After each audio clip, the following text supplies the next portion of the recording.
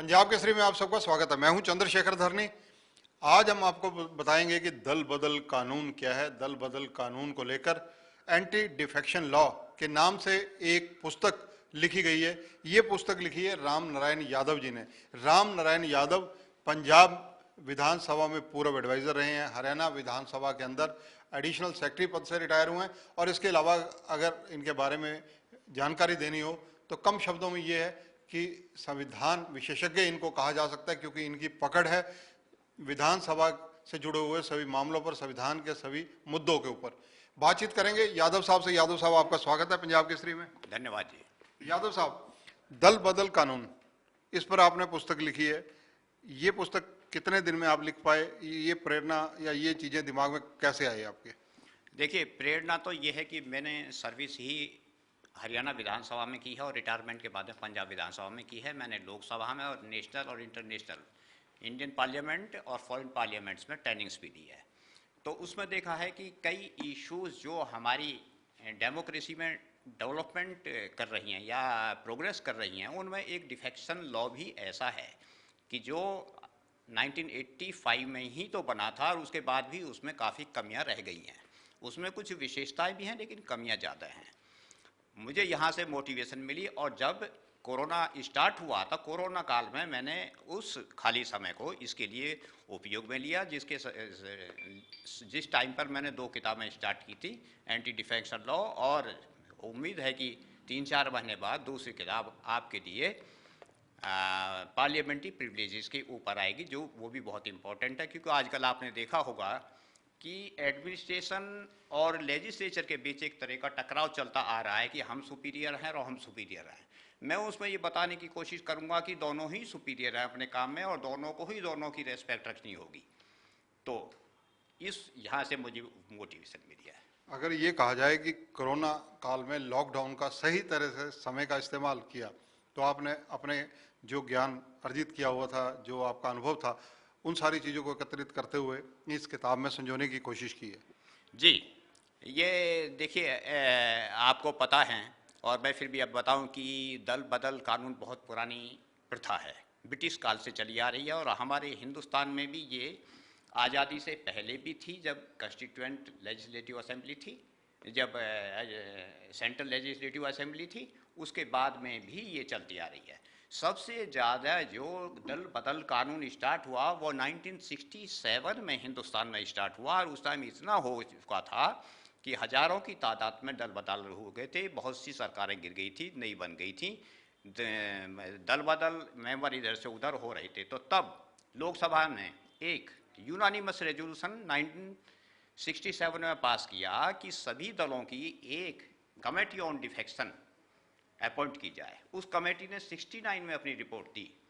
69 में रिपोर्ट देने के बाद में सबसे पहला जो बिल लोकसभा में एंटी डिफेक्शन लॉ आया था वो 1973 में आया, लेकिन वो पास नहीं हो सका।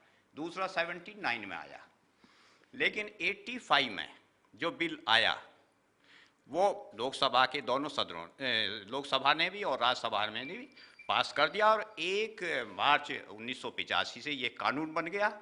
इसके बाद में इसमें बहुत डेवलपमेंट हुई, कानून की बड़ी अच्छाई भी थी, लेकिन कानून इतना अच्छा भी नहीं निकला। कारण उसका ये है कि सबसे पहले ही जो सबसे पहला दल बदल कानून, दल बदल इसमें हुआ था, वो 1988 में लालू डुहा मिजोरम के एमपी थे, उनका हुआ था, उनको डिस्क्वालीफाई स्पीकर लोकसभा जी ने किया था।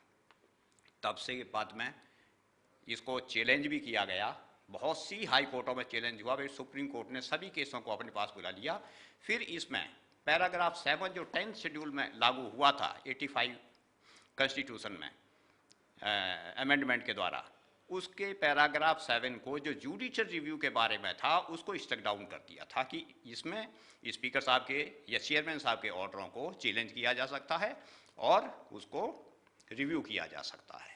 पर दल बदल कानून की अगर हम बात करें तो दल बदल कानून का हरियाणा से भी गहरा नाता है।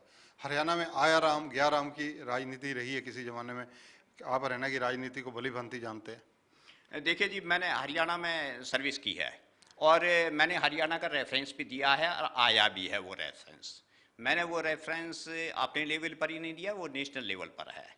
लेकिन मैंने कुछ बचते हुए दिया हुआ है, कुछ कम लिखते हुए दिया हुआ है, उसमें दिया है। हरियाणा में ये चलती आ रही है, पहले से भी चलती रही थी, लेकिन एक बात है कि 6 अदर दूसरे स्टेट्स में भी ये चल रहे थे, जैसे पंजाब भी था, बिहार भी था, वेस्ट बंगाल भी था, राजस्थान भी था, जिनमें इन 5-6 स्टेटों में ही 210 जो मेंबर दल बदल किए थे, उनमें से 116 को मिनिस्टर बनाया गया था। इन सारी चीज़ों को देखते हुए ही तब ये दल बदल कानून आया था, और इसमें भी कमी रह गई थी, जैसे मैंने आपको बताई कि कीहोटो होलो होन के केस में 1993 में पैराग्राफ 7 को ख़त्म कर दिया गया। फिर भी स्प्लिट वाले केस में जब ये नहीं रुके, दल बदल बहुत ज़्यादा होने लगे, 1/3 का प्रोविजन स्प्लिट का भी 2003 में ख़त्म करना पड़ा।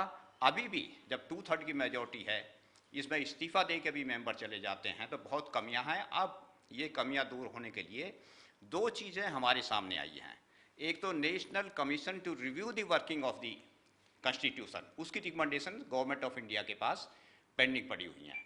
नंबर 2, अभी 2020 में किशम सिंह के केस में, मणिपुर के केस में सुप्रीम कोर्ट ने बहुत बढ़िया सजेशन दी हुई है। अब देखना है उन सजेशंस के ऊपर हमारी लोकसभा या राज्यसभा या गवर्नमेंट ऑफ इंडिया कोई एक्शन लेती है नहीं लेती। सजेशन इसको इम्प्रूव करने के लिए आए हुए हैं। यादव साहब, हरियाणा के अंदर भी दल बदल कानून लागू होने के बाद भी कई चीज़ें होती रही हैं। भूपिंदर सिंह हुड्डा सरकार में हजका के जैसे एमएलएज आए, काफ़ी पेचीदा मामला रहा, सारी चीज़ें चर्चा में रही। तो दल बदल कानून को और कैसे चेंज किया जा सकता है? क्या परिवर्तन की ज़रूरत आपको नज़र आती है जिसमें इस तरह की चीज़ें ना हों? देखिए जी, इसमें मैं आपको बताऊं, डॉक्टर राजेंद्र प्रसाद जी ने ये कहा था कि हमारे जनप्रतिनिधि ऐसे होंगे जो ईमानदारी के साथ काम करेंगे, और उनके जब ईमानदारी के साथ काम करेंगे तो कोई गलती होने की चांस नहीं है। दल बदल कानून अगर देखा जाए तो 2 और 2 4 कहा जा सकता है, लेकिन अब जो मैंने आपको 2 अथॉरिटी बताई हैं, national commission to review the working of the constitution and second Kisham Singh ji के केस, मणिपुर के केस में सुप्रीम कोर्ट ने दिया है। जब उन अथॉरिटीज़ को, उनकी रिकमेंडेशन को आप पढ़ेंगे तो वो कहते हैं कि स्पीकर साहब और चेयरमैन साहब के पास ये अथॉरिटी नहीं होनी चाहिए डिसाइड करने के लिए, क्योंकि ये अपने कुलीग के बारे में ही डिसाइड करते हैं। इनके साथी ही वो होते हैं जिनके बारे में डिसाइड करते हैं। मैं ये बात पॉलिटिकल नहीं कहता कि वो इस पार्टी का उस पार्टी का करते हैं, पर वो ये कहते हैं कि अपने साथियों के बारे में ही वो फैसला देते हैं। इस वजह से सुप्रीम कोर्ट ने तो साफ कहा है कि सुप्रीम कोर्ट का या हाई कोर्ट का जज होना चाहिए स्पीकर साहब की और चेयरमैन साहब की जगह। एक तो ये, दूसरा ये है कि उसकी इम्प्लीमेंटेशन है, उसमें कुछ कमियां हैं। डेफिनेशंस है, विप की है, टर्म्स हैं उसमें, स्प्लिट, डिफेक्शन, ये उनको डेफिनेशंस कुछ देनी पड़ेंगी, वो डेफिनेशंस की कमी है। यादव साहब, अगर दल बदल की बात की जाए, दल बदल कानून में और क्या चीज़ें आपको नज़र आ रही हैं जो आने वाले समय में परिवर्तन होनी आवश्यक मानी जा सकती हैं? देखिए जी, दल बदल कानून में इस किताब में मैंने डिटेल में देने की कोशिश की है कि क्या कमियां हैं। जैसे विप है, विप के बारे में अभी स्कैटर्ड सभी जगह पर विप के बारे में बिखरा हुआ था। मैंने यहाँ कंसोलिडेट करके दिया हुआ है कि विप बहुत इम्पोर्टेंट चीज़ है, और विप को कैसे उसको इंटरप्रेट किया जाता है उसके बारे में कोशिश की है कि विप जब लागू हो गया, जब विप जारी हो गया तो वो लागू हो जाता है। डिफेक्शन जब डिफेक्ट हो गया तो वो वहाँ लागू हो जाता है। जब कोई मेंबर डिफेक्शन का किसी का केस चल जाता है और वो बीच में रिजाइन दे जाता है, तो सुप्रीम कोर्ट ने कहा है कि रिजाइन देने से वो बच नहीं सकता, उसकी डिस्क्वालिफिकेशन होगी। डिले करने का सबसे बड़ा है क्वाइट टाइम एक्शन, कहते हैं उसको, क्वाइट टाइम एक्शन।